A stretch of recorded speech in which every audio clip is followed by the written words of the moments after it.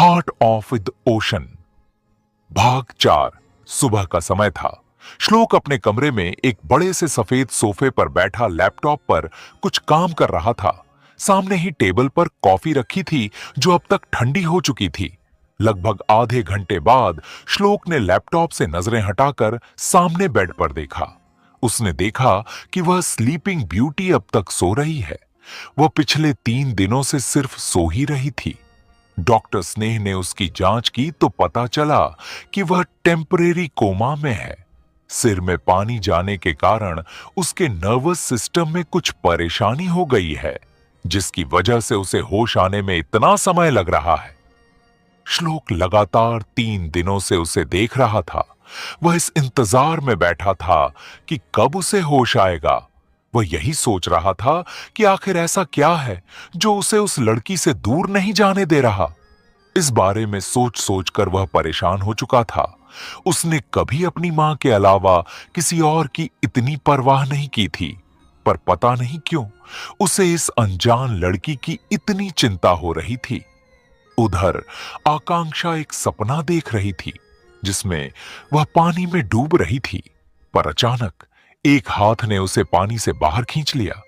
उसे सिर्फ उस आदमी की खुशबू आ रही थी जो उसे सुरक्षित महसूस करवा रही थी। वह उसकी खुशबू को अपने पास महसूस कर सकती थी, जैसे वह आसपास ही हो।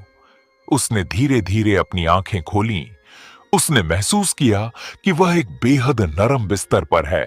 उसने अपने आसपास देखा। वह एक बड़े और आलीशान कमरे में थी।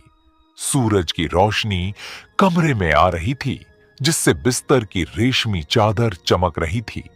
उसने उठने की कोशिश की, पर उसने महसूस किया कि वह हिल नहीं पा रही है।